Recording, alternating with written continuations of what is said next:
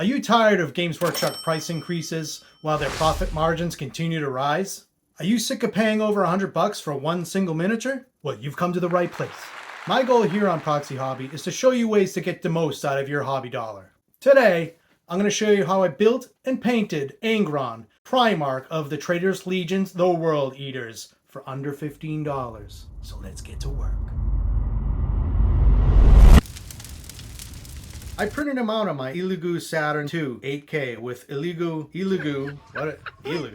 water washable 8K resin. The main figure fit on a single build plate, but I had to run a second plate for the base. Building the model was a breeze. With only 8 pieces, including the base, it took no time at all. It printed out beautifully and everything fit together as it should. The supports were perfect. With a little warm water, they peeled off like butter. Then a little Supaloo and voila, all done. I'm sure building the GW Angron model is not so straightforward. Stick around and I'll show you where I was able to source this awesome demon model. It might not have all the 40k far future bits and bobs, but there are many similarities: armor, stance, and maybe most importantly, weapon loadout. Write in the comments if you want me to do more kit bashing and add Games Workshop bits to my next proxy model.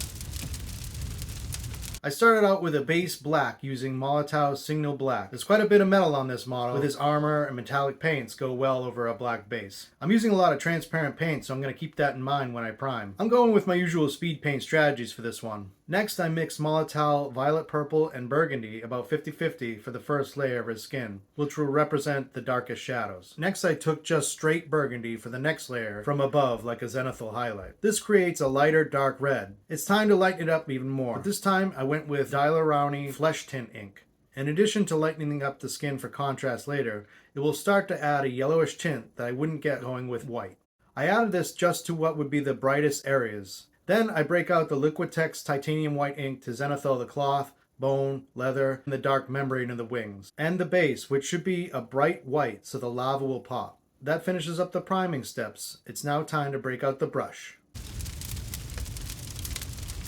The first step I took with the brush was painting the metallics. I mixed Army Painter Gunmetal with Vallejo Dura Aluminum. Mixing two types of metallic paints will often do you a better result. The Army Painter metallic is too thick, doesn't spread well, and the Vallejo paint is meant for airbrush, so it's very thin, but its coverage is fantastic. So mixing them together gives an excellent blend that covers in one pass and is easy to apply. I'm not a fan of thinning metallic paints as the covering power drops drastically, but this is like thinning metallic paint with metallic paint. I painted every piece of metal with this blend. I'll come in later with contrast paints to create the gold look of the armor. Next comes the skin. I put Flesh Terrors Red, Blood Angels Red, and Gryph-hound Orange on my palette with contrast medium and wet blended the three one section at a time using the zenithal value sketch as a guide. Wet blending contrast paints is much easier than wet blending standard acrylic paint. The formula is such that you have a much longer working time, which is huge benefit for wet blending. Just still be careful about pooling. Generally speaking, when I wet blend contrast blends, I don't load up my brush quite as much as I would when contrasting a single color. The GW paint job has a pretty orangish tint to the Angron red flesh for most of the body, and more of a purplish tone for the red on the wings. I'm not a fan of the look, so I'm going with orangish tint for all the areas on the skin.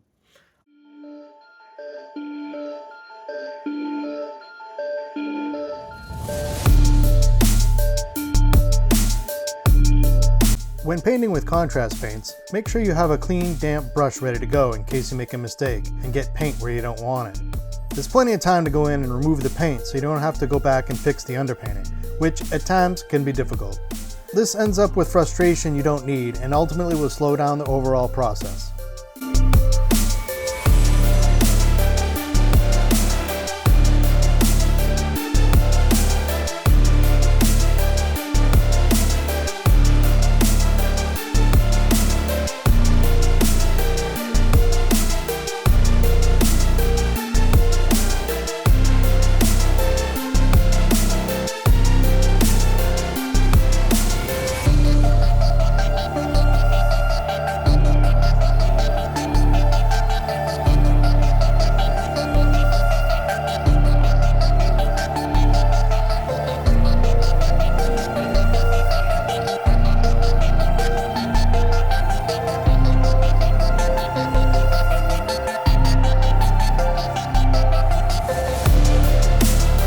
I went with Black Templar for the volcanic rocks on the base, Basilicanum Gray for the cloth, his horns, and what I see as a stone sword. Then go figure, snakebite leather for the leather bits. I then went back to Black Templar to block in the wing membranes. To tint the metallics to a gold or bronze color, I used Angron Dunes contrast paint. It gives a nice bronzy gold color over a steel or silver metallic paint. To get the deeper bronze tone in the recesses in the GW box art, I added a layer of snakebite leather. I also used it to add some extra shading to areas on the armor that I thought could use it. Most appropriately, I used Army Painter Filthy Cape to dry brush his filthy loincloth, as well as the volcanic rocks, the rock sword, and his horns. Here's a little tip I use for dry brushing. Seeing the term dry brushing is a bit of a misnomer. The brush does need some moisture so you don't get a chalky look, especially with light colors with a lot of white in it. What I like to do is take one of the makeup sponges that I use for oil painting and dip it in the clean paint water and squeeze most of it out. Then you could dab your dry brush onto it and add a little moisture. Make sure to test it before using it though. It shouldn't be too wet. To create the lava effects quickly, I started off with airbrushing Liquitex Yellow Orange Azo over the entire area that I wanted to be lava. Then, for the sake of speed, I'll let color theory do the work and use Vallejo Transparent Red over the top. The more layers you add, the more red it will be. It is quite easy to feather out a blend from red through yellow using this method. I got this model from one of my favorite miniature sculptors, Bestarium Miniatures. I signed up for their Patreon for $10 a month STL miniature tier. This gives you their monthly pack of awesome pre-supported miniatures, each month having its own theme, plus the welcome pack and 50% off discount code on their My Mini Factory store. They also have an RPG tour for $10 a month where you get 3 D&D 5e modules each month that goes along with the minis that they release, giving them stat blocks and everything, including the welcome pack and discount. Or you can pay $14 all in. They also just released a new tier that is $1 a month for a single cool mini each month. You can also use My Mini Factory Tribes if you prefer. Anyway, this mini came from their July release Hellspawn. I was hoping to get this video out before the end of the month so you could sign up, but they have been doing dual releases the last couple months, so Hellspawn was the second part of the release that didn't drop until the 17th. So with my birthday and vacation and life getting in the way, I didn't make it. But if you want to purchase this single mini, it will be available on their My Mini Factory store.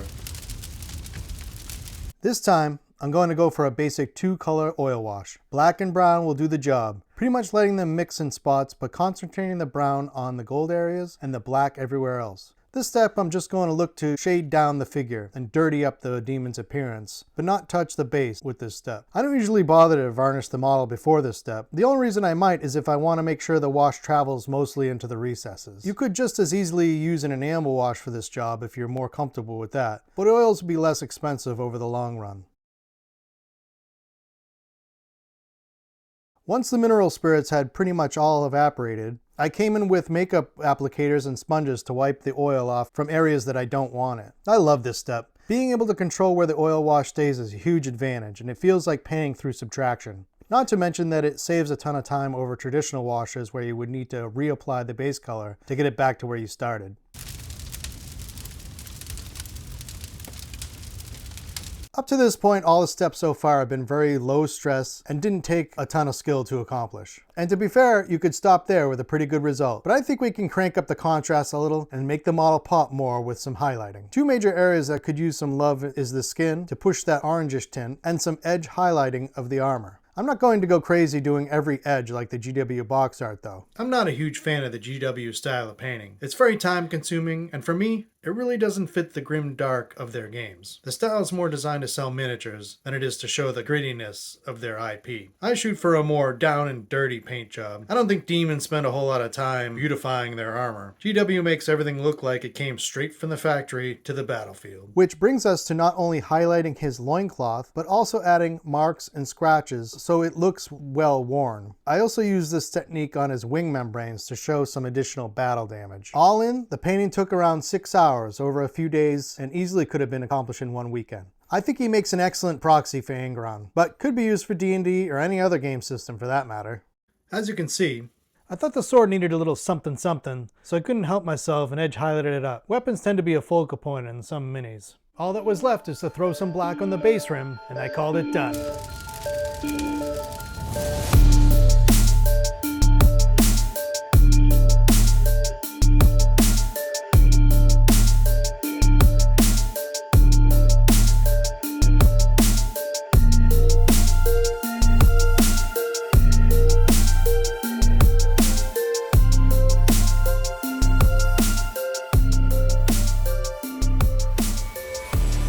Thanks a ton for sticking around to the end of the video.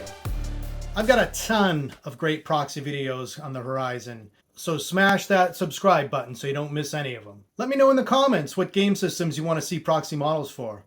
I'm looking for new models to do, and there's all kinds of options out there. Thanks!